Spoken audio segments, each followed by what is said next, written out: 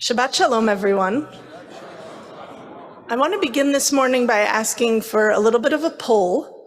I think it'll be an easy one.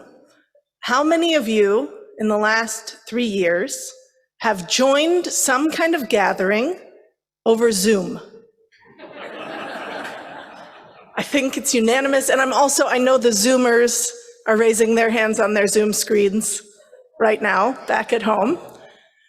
So a fact of our existence has become a tremendous amount of access. From wherever we are, we're able to join something that is either happening in one place with people there in person or totally decentralized, and everybody is joining together on some kind of screen. This might seem newfangled and maybe like a thing that only our generation has experienced, but I want to explore this morning the ways that the tension between access and intensity is ancient and actually is one of the topics of today's Parsha, Parshat Re'eh. At the beginning of our Parsha, we're told of something that you might have glossed over, but you could call it the centralization of worship. So Deuteronomy says, contrary to what you think, or maybe what you've been doing, you cannot worship anywhere once you enter the land. Rather, you're going to worship in just one place, Asher Yivchar, which I will choose. I'm going to demonstrate it for you somehow. And that is the place where you're going to do your worship. When we read the Torah as a narrative, it seems like this is the story of how the Israelites are to worship.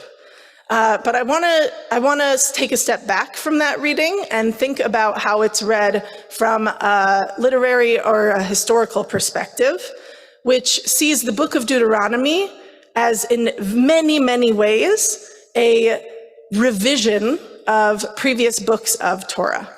And this isn't like a heretical idea. Deuteronomy in and of itself is often called Mishnah Torah, the second teaching, the second Torah. And we can see ways that Deuteronomy often revises previous statements, previous teachings in other books of Torah. So the same is true from a historical perspective as we look in this Parsha at what we can only understand to be an innovation in Israelite worship. And historically speaking, there were actually shrines of worship all over ancient Israel. And it was only in the reign of Josiah and Hezekiah that a push was made through the book of Devarim to centralize that worship in one place. So what's the big idea?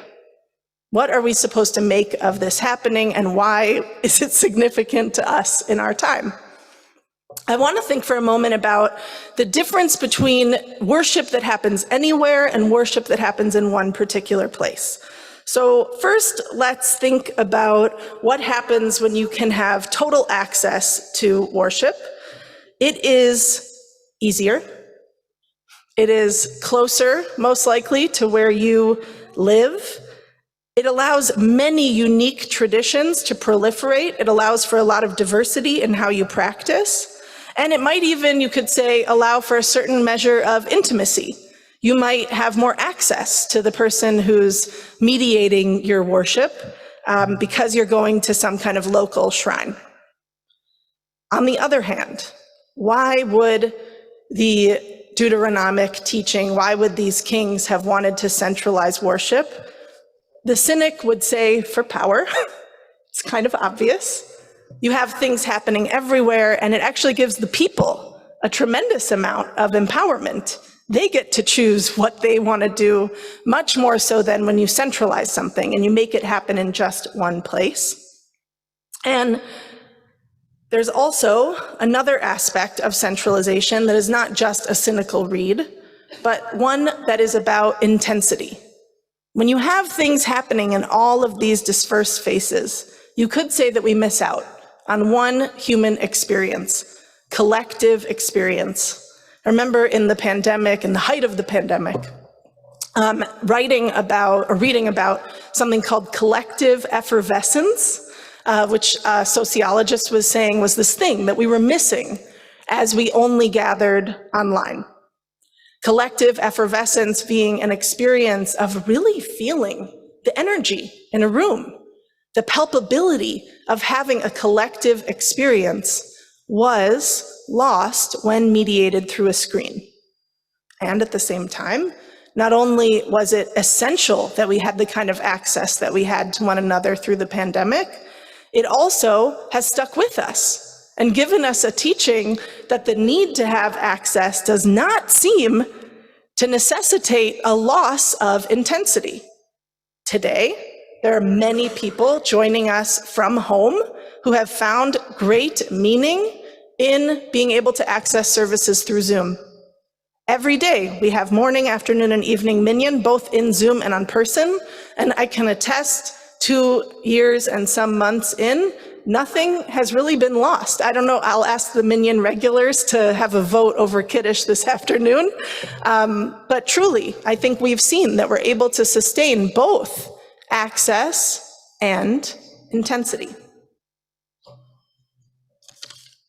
I also think that there's another thing to learn from today's Parsha when we think about the tension or the seeming tension between access and intensity. And that comes in the way that the Torah teaches this centralization is going to occur. So, the fact is, when Israelite worship happened at many different shrines scattered all across the land, that was the mechanism by which people were able to eat meat. All meat consumption was rooted in the sacrificial system, and if you wanted to have a fleischig meal, a meat meal, you were going to have to bring it to a local shrine in order to be slaughtered in the context of worshiping God. And in today's Parsha, in verse 15 of chapter 12, we get a teaching that we are going to take care not to sacrifice our burnt offerings, our olot, our temple sacrifices, in any place that we would like, but only in the place that Hashem will choose in one of our specific tribal territories. That's a reference to central worship. There you're going to sacrifice your burnt offerings, and there you are going to observe all that I enjoin you. But whenever you desire, you can slaughter and eat meat in any of your settlements according to the blessing that your God Hashem has granted you. The impure and the pure alike may partake of it, just like you do with the gazelle and the deer. Let me break down for you what is happening in these couple of verses. So first, there's always been a difference between domesticated animals and wild animals. So gazelle and deer are considered chayot, wild animals, and everything needs to be shechted in a certain manner nowadays. But historically, only those chayot were allowed to be eaten without going through the temple system. And the information that we're getting here, that the Israelites are being told, is now you can treat even domesticated animals like those wild animals. So you can eat cow and goat in a way that allows you to shecht it without the temple service. This is actually an enormous change to Israelite worship. And reading this rather dense tome, Moshe Weinfeld's Deuteronomy and the Deuteronomic School, he says the centralization of the cult was in itself, of course, a sweeping innovation in the history of the Israelite cultus. But its consequences were, as we shall see, decisively more revolutionary in nature, in that they involved the collapse of an entire system of concepts which for centuries had been regarded as sacrosanct.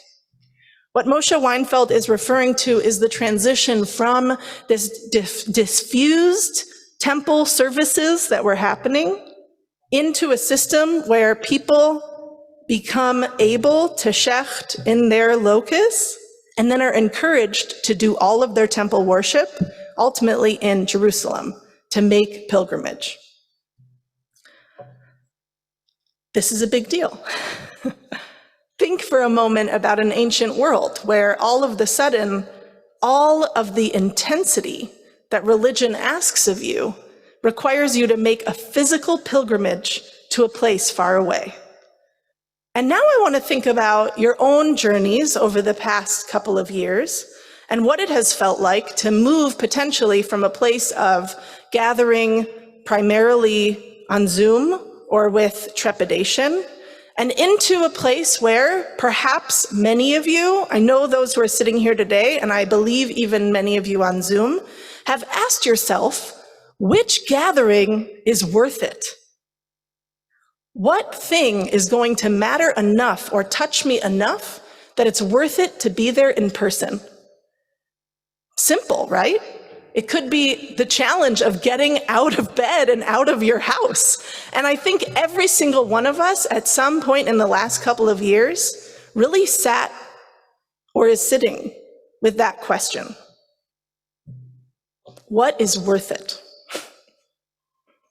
And Priya Parker, a modern sociologist, has a book called The Art of Gathering. It was written before the pandemic, but she had a lot of wisdom during the pandemic, thinking about what it means to gather. And one of the teachings that she said is that gatherings actually are asking a lot of us. They're inviting us to bring our whole physical selves. And I think now more than ever, gatherings have to be worth it. They have to really touch us in order to balance the potential sacrifice that is made in order to get ourselves physically to a place, in order to be together.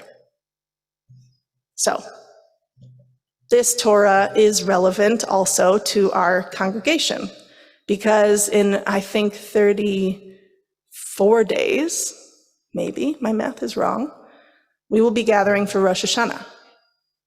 And in the last 2 years, we actually made a change to the way that we gather for Rosh Hashanah and Yom Kippur at Adat Shalom. For those of you who have been at Adat Shalom for time immemorial, you remember that there were 2 services, one in the social hall and one in the main sanctuary. And last year, we decided to pivot and have one main sanctuary service only. And in that, some things were lost.